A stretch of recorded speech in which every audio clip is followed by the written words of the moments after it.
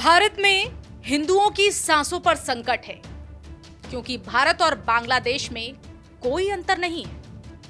नमस्कार, आप देख रहे हैं इंडिया 27 और मैं हूं आपके साथ नंदिनी भारद्वाज। बांग्लादेश, जहां पर अल्पसंख्यकों के पर अत्याचार हो रहे हैं, बांग्लादेश जहां पर हिंदू अल्पसंख्यक हैं लेकिन उनकी हालत बद से बदतर होती जा रही है। हिंदू एक सनातनी संत को आमी सनातनी बोलने की सजा दी जा रही है।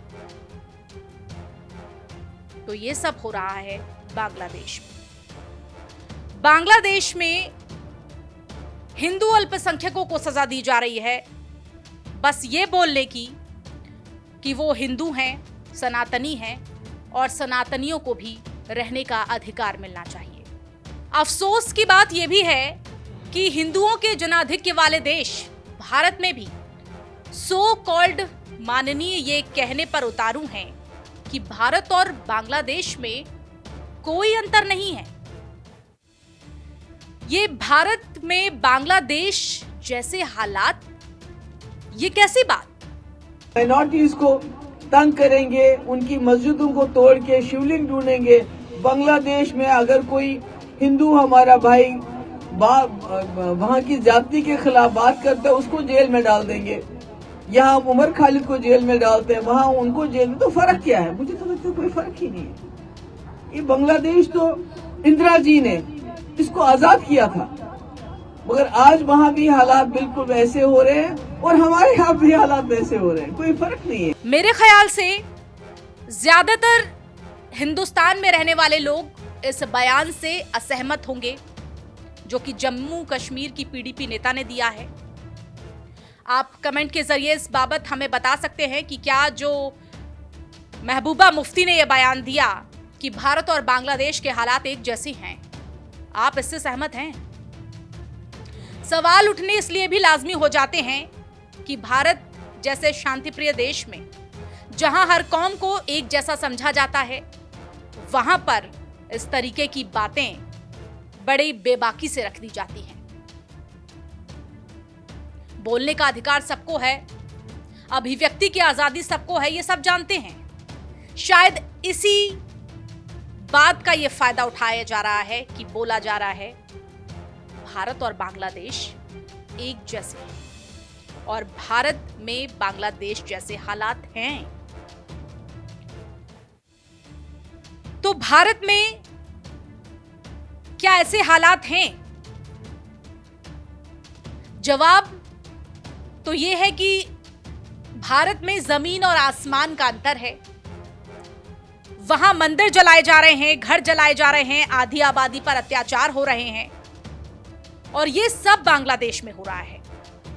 लेकिन समझ में नहीं आता कि सियासतदान हमारे ये क्यों भूल जाते हैं कि उन्हें जो इस देश में सम्मान मिल रहा है वो अभूतपूर्व है। फिर भारत की गलत व्याख्या क्यों विश्व पटल पर पेश करने की दरकार करते हैं ये लोग? भारत में रहकर गलत बयानबाजी क्यों की जाती है भारत के ही खिलाफ? आप फिलीपींस के हमदर्द हैं लेकिन बांग्लादेश में हिंदुओं पर अत्याचार पर चुप्पी साध रहे हैं। ये किस चरित्र को दिखाता है? क्या महबूबा मुफ्ती को भारत और बांग्लादेश में हिंदुओं का दर्द नहीं दिखता? फर्क नहीं दिखता? क्यों मौका परस्त माननीय मुसलमानों की तो बात करते हैं लेकिन हिंदुओं की बात नहीं करते, हिंदुओं के दर्द की बात नहीं करते? और बांग्लादेश में जो कुछ अल्पसंख्यक हिंदुओं के साथ हो रहा है उस पर बात नहीं करते, उस पर उसकी निंदा नहीं करते, उस पर एक्शन करने की हिमाकत नहीं करते? क्यों भड़काऊ सियासत के पैरोकार कट्टरपंथी एजेंडा फैलाकर क्या इस देश में नफरत फैलाना चाहते हैं? इसमें कोई दो राय नहीं। अनसेफ कर रहा है, मगर इसको मैं हुकूमत हिंदुस्तान से कहूंगा इसको बंद करो, क्योंकि मुसलमान को समंदर में नहीं फेंक सकते। 24 करोड़ मुसलमानों कहाँ फेंकेंगे? इसलिए मुसलमानों के साथ भी बराबर का सलूक कीजिए, वही हमारा आईन है। आईन में कोई फर्क नहीं है किसी मजहब में, किसी जबान में, सब बराबर हैं यहाँ। तो बात फारूक अब्दुल्ला की भी करेंगे, क्योंकि महबूबा मुफ्ती से 2 कदम आगे तो फारूक अब्दुल्ला ही चले गए। जम्मू कश्मीर में इनकी सरकार है, लेकिन बांग्लादेश में हो रहे हिंदुओं के नरसंहार पर फारूक अब्दुल्ला कुछ नहीं कहते नजर आते। उनका दर्द मुसलमानों के लिए तो दिखता है, लेकिन हिंदुओं के लिए नहीं दिखता। भारत में मुसलमान असुरक्षित हैं, तभी तो वो ऐसा बयान दे रहे हैं। तो क्या आप भी इस बात से इत्तेफाक रखते हैं कि फारूक अब्दुल्ला जो कह रहे हैं कि भारत में मुसलमान असुरक्षित हैं? पहले आपको फारूक अब्दुल्ला का ये बयान सुनना चाहिए, जिसमें वो ये कह रहे हैं कि भारत में मुसलमान असुरक्षित रह रहे हैं। और उस चीज़ को इनको याद रखना चाहिए। अगर आइन को ने तितर बितर किया, फिर कहाँ हिंदुस्तान रहेगा? What about reservation, sir? Reservation का भी हम इनसे कहेंगे, रिजर्वेशन पे इनको देखना चाहिए कि ज़रूर है जो नीचे गिरे हुए वर्ग है उनको रिजर्वेशन होनी चाहिए, इसमें कोई शक नहीं है, तभी उठेंगे। इसलिए तो रिजर्वेशन रखी गई थी, इनको बराबरी पे लाया जाए, इसको देखना चाहिए, बराबरी देखना चाहिए। हालांकि ये बात उन्होंने संभल और अजमेर मामले पर कही है, लेकिन ये जता और बता दिया है कि मुस्लिम अनसेफ हैं इंडिया में। जम्मू कश्मीर नेशनल कॉन्फ्रेंस के अध्यक्ष फारूक अब्दुल्ला का ये दावा है, मुसलमान असुरक्षित महसूस कर रहे हैं। संविधान द्वारा गारंटी दी गई है, इसमें धर्म के आधार पर कोई भेदभाव नहीं है, लेकिन इसमें कोई संदेह नहीं कि मुसलमान असुरक्षित महसूस कर रहे हैं। सरकार को मुसलमानों के साथ बिना किसी भेदभाव के व्यवहार करना चाहिए। तो भेदभाव तो किसी के साथ नहीं होना चाहिए, इस बात पर तो हम लोग भी इत्तेफाक रखते हैं। लेकिन सवाल तो यहाँ उठता है कि जब जम्मू कश्मीर में जेनोसाइड होती है, हिंदुओं को बाहर निकाला जाता है, तब ये महबूबा मुफ्ती और फारूक अब्दुल्ला साहब जैसे नेता कहाँ चले जाते हैं? इनकी बोलती बंद क्यों हो जाती है?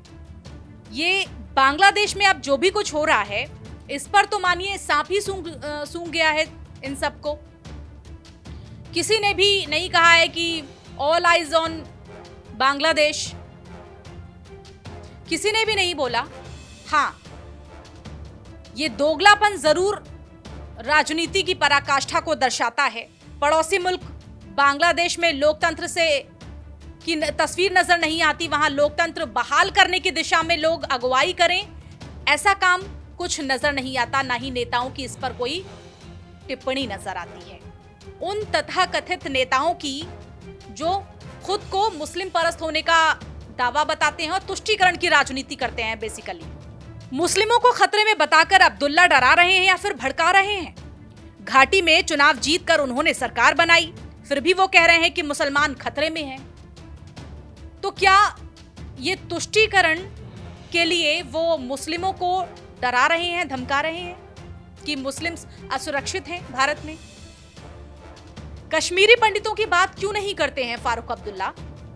क्यों इस पर चुप्पी साधी हुई है? कभी कभार की बात अलग है, लेकिन अक्सर जब हिंदू जेनोसाइड की बात होती है जम्मू कश्मीर में, तब ये तथाकथित नेता मौन धारण कर लेते हैं। महबूबा मुफ्ती, फारूक अब्दुल्ला और ओवैसी जैसे नेताओं को कभी बांग्लादेश, पाकिस्तान के मुस्लिमों से वहां के अल्पसंख्यक हिंदुओं को नहीं सताने की अपील क्यों नहीं की जाती?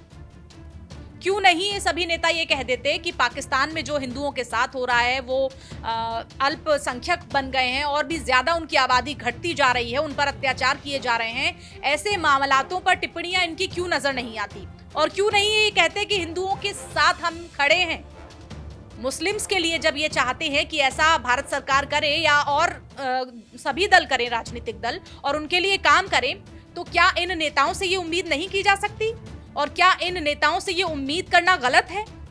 अच्छा होता कि महबूबा बांग्लादेश के मुस्लिमों की भी बात करती, वहां के हिंदुओं को सपोर्ट करने की अपील करती, फारूक अब्दुल्ला साहब ऐसा करते। लेकिन अफसोस की बात है कि ऐसा कुछ अब तक तो तस्वीरों में नजर नहीं आया और ना ही शायद लिखित में नजर आया। पीडीपी अध्यक्ष महबूबा मुफ्ती के विवादित बयान पर बीजेपी ऐतराज जताते हुए नजर आ रही है और उन्होंने ऐसे नेताओं की टिप्पणियों पर कड़ा रुख अख्तियार किया है। और इधर हिंदुओं पर हो रहे अत्याचार पर, बांग्लादेश में जो भी कुछ हिंदुओं के साथ हो रहा है उस पर बीएसपी सुप्रीमो मायावती ने भी अपनी प्रतिक्रिया दी है। आइए उस प्रतिक्रिया को जानते हैं। वो कह रही हैं कि पड़ोसी देश बांग्लादेश में तख्ता पलट होने के बाद वहां नई सरकार में खासकर हिंदू अल्पसंख्यकों पर हो रही हिंसा और जुल्म, ज्यादती आदि, उससे वहां बिगड़ते हालात अति दुखद और चिंताजनक हैं। इसको लेकर भारत के लोगों में काफी आक्रोश है। सरकार इस पर संसद में वक्तव्य दे और उचित कदम भी उठाए। सवाल ये भी है कि बांग्लादेश पर विपक्ष सवाल तो उठा रहा है, लेकिन शर्तों के साथ क्यों? सवाल यह भी है कि क्या यही दिन देखने के लिए भारतीय सेना ने वीर जवानों के साथ बांग्लादेश बनवाया था अपना बलिदान देकर? क्यों इस्कॉन अब ये कहने लगा है कोलकाता का कि चिन्मय दास की सांसों पर संकट का पहरा है? चलिए इस बात को भी जानते हैं कि चिन्मय दास की स्थिति अब क्या है। इस मामले पर अपडेट। कोलकाता इस्कॉन की सलाह यह है कि वो गले में माला ना पहने और माथे पर कोई टीका ना लगाएं। तो ऐसा क्यों कह रहा है इस्कॉन? इससे पहले आपको चिन्मय दास की अभी मौजूदा हालत के बारे में बता देते हैं। आज उन पर सुनवाई होनी थी, लेकिन ये सुनवाई किन्हीं कारणों से नहीं हो पाई। क्यों नहीं हो पाई? क्योंकि उन्हें एक हिंदू होने की सजा मिल रही है बांग्लादेश में। बांग्लादेश में उन्हें कोई वकील नहीं मिलता है। जो वकील आते भी हैं तो उन्हें अस्पताल पहुंचा दिया जाता है। 1 महीने बाद अब फिर से सुनवाई सुनिश्चित की गई है ढाका उच्च न्यायालय की तरफ से। सभी वकीलों के रास्ते रोक दिए जाते हैं बांग्लादेश में और अब तय हुआ है कि 1 महीने बाद चिन्मय दास के मामले पर सुनवाई करेगी कोर्ट।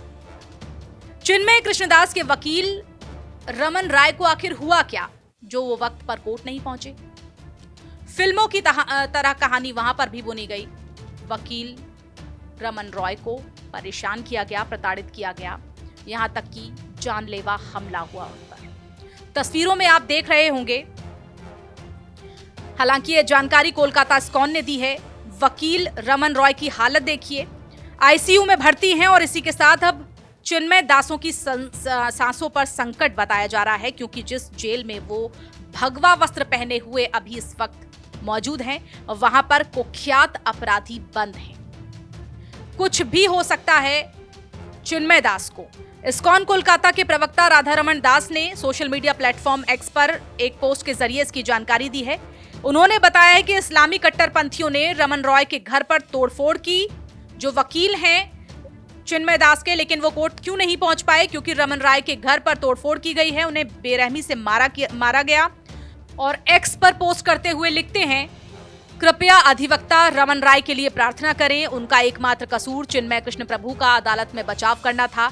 इस्लामवादियों ने उनके घर में तोड़फोड़ की और उन पर बेरहमी से हमला किया, जिससे वो आईसीयू में भर्ती हैं और अपनी जान के लिए संघर्ष कर रहे हैं। चलिए अब इस चर्चा पर आते हैं कि आखिर कोलकाता इस्कॉन को ये क्यों कहना पड़ गया कि भगवा वस्त्र ना पहने, माथे पर टीका ना लगाएं और तुलसी की माला भी ना पहने। दरअसल इस्कॉन कोलकाता ये कह रहा है कि बांग्लादेश में रहने वाले हिंदू भगवा नहीं पहने, माथे पर टीका नहीं लगाएं, यहां तक कि तुलसी की माला भी धारण ना करें और अगर वो तुलसी की माला पहने हुए हैं तो उसे छिपा कर रखें। अपना सिर भी ढकने की बात कही है इस्कॉन ने। ये सलाह इस्कॉन कोलकाता के उपाध्यक्ष राधा रमन दास ने कही है। उन्होंने कहा है, अगर आपको भगवा पहनना है तो कपड़ों के अंदर छिपा कर पहने, माला भी पहने तो गर्दन के आसपास न दिखाई दे और अगर संभव हो तो अपना सिर भी ढके रहें। उन्होंने कहा, मैं सभी भिक्षुओं और सदस्यों को सलाह दे रहा हूं कि संकट की इस घड़ी में उन्हें अपनी सुरक्षा करने और संघर्ष से बचने के लिए बहुत सावधान रहना चाहिए। मैं उन्हें सुझाव दे रहा हूं कि वे भगवा कपड़े और माथे पर सिंदूर लगाने से बचें। तो बांग्लादेशी कट्टरपंथियों की बौखलाहट इस कदर है कि अब भारतीय टीवी चैनलों पर भी प्रतिबंध के लिए एक याचिका डाल दी गई है। बांग्लादेश उच्च न्यायालय ने देश में भारतीय टीवी चैनलों के प्रसारण पर प्रतिबंध लगाने वाली याचिका पर सुनवाई के लिए अपनी मंजूरी दे दी है। ढाका ट्रिब्यून ने अपनी एक रिपोर्ट में इस बात की पुष्टि की है और इस रिपोर्ट में कहा गया है कि वकील इखलास उद्दीन भुइयां की तरफ से ये याचिका दायर हुई है और ये याचिका बांग्लादेशी संस्कृति और समाज पर भारतीय मीडिया के प्रभाव पर बढ़ती चिंताओं के चलते डाली गई है। तो ये बड़ी एक प्रतिक्रिया बांग्लादेश की तरफ से कि भारतीय चैनल जो भी कुछ बांग्लादेश के विषय में दिखा रहे हैं वो ना दिखा सकें और सच जमीन तक ना पहुंच सके। हैरानी की बात तो ये है कि चिन्मय कृष्णदास की रैली के बाद 31 अक्टूबर को फिरोज खान ने चिन्मय समेत 19 लोगों पर राजद्रोह का केस दर्ज कराया। बीएनपी के पार्टी हैं, बीएनपी पार्टी के नेता हैं फिरोज खान, बांग्लादेश की। तो उन्होंने 19 लोगों पर राजद्रोह का केस दर्ज कराया। और राजद्रोह क्या कि वो भगवा झंडा लहरा रहे थे और सनातनी होने का दावा कर रहे थे, हिंदुओं को जागृत कर रहे थे कि सनातन के लिए सभी हिंदुओं को एकजुट होना चाहिए धर्म के लिए। तो ऐसे में उन पर राष्ट्रीय राजद्रोह का केस दर्ज हो जाता है और राष्ट्रीय ध्वज का अपमान करने का भी आरोप लगता है चिन्मय कृष्णदास समेत 19 लोगों पर।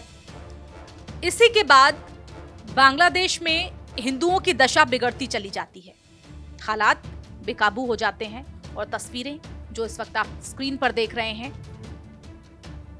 देवी मंदिरों को क्षत विक्षत कर दिया जाता है, हिंदू मंदिरों को क्षत विक्षत कर दिया जाता है और इस्कॉन का जो हाल किया गया वो सब आपको पता ही है। तो क्या वहां पर इंसानियत का दम घोटने की भी कवायद की जा रही है कि अब मीडिया टीवी चैनल्स के प्रसारण पर भी रोक लगा दी जाए? इधर भारत में भी युवा उग्र विरोध प्रदर्शन कर रहे हैं बांग्लादेश में जो हिंदुओं की स्थिति है उसे लेकर। त्रिपुरा ने इस बाबत एक बड़ा फैसला लिया है। पूर्वोत्तर राज्य त्रिपुरा बांग्लादेशी पर्यटकों के लिए नो एंट्री लागू कर रहा है। बांग्लादेश में भारतीय ध्वज का अपमान किए जाने के मद्देनजर all Tripura hotel and restaurant owners association ने बांग्लादेशी पर्यटकों को अपनी सेवाएं उपलब्ध न कराने का फैसला लिया है। और वहीं इससे पहले एक हॉस्पिटल ने भी ये फैसला लिया था कि वो किसी बांग्लादेश के मरीज का इलाज नहीं करे। तो भारत में करीब 80 करोड़ हिंदू हैं, 1 बिलियन के करीब। क्या अपने अगले भविष्य के बारे में हम सब सोच रहे हैं? अपनी जनरेशन को लेकर क्या हिंदू सजग है? क्या हमारी शिक्षा प्रणाली ने, मनोरंजन प्रणाली ने इतना कब्जा कर लिया कि बच्चों का, जो हिंदू बच्चे हैं उनका ही ब्रेन वॉश कर दिया? आखिर किसने हमारी पाठ्य पुस्तकों की जगह ले ली? क्यों हिस्ट्री में ऐसी चीजें परोसी गई कि हिंदुओं को कमतर आंका गया, उनकी संस्कृति को कमतर आंका गया? हिंदुओं को कमतर आंकने की कोशिश क्यों की गई? और भारतीय सभ्यता जो कि प्राचीन सभ्यता है उसको कुछ थी ही नहीं, ऐसा क्यों दर्शाया जा रहा है? अब जब हमारे जो स्कूल्स हैं उन पर भी मिशनरीज का कब्जा हो गया तो ऐसी बातें भी उठना लाजमी है। क्या हिंदू अब सजग नहीं रह गया, सतर्क नहीं रह गया? क्योंकि ये सब एक प्लानिंग के तहत हुआ। आप सोचिए, अगर 80 करोड़ हिंदुओं में से 10 करोड़ हिंदू भी अगर जगते हैं और बांग्लादेश में जो हिंदुओं के साथ हो रहा है उनके खिलाफ आवाज मुखर करते हैं, तो क्या एक दबाव नहीं बनेगा बांग्लादेश की सरकार पर कि वहां अल्पसंख्यकों के साथ ऐसा ना हो? क्या महबूबा मुफ्ती का यह बयान कि भारत और बांग्लादेश में कोई अंतर नहीं है, इस बात पर आपकी क्या राय है? क्या आप इस बयान से, महबूबा मुफ्ती के इस बयान से सहमत हैं? फारूक अब्दुल्ला साहब ये कहते हैं कि भारत में मुसलमान असुरक्षित हैं। क्या इस बयान पर आप सहमत हैं? अपनी प्रतिक्रिया आप कमेंट के जरिए हमें दे सकते हैं। फिलहाल मेरे साथ इतना ही, मुझे दीजिए इजाजत। नमस्कार।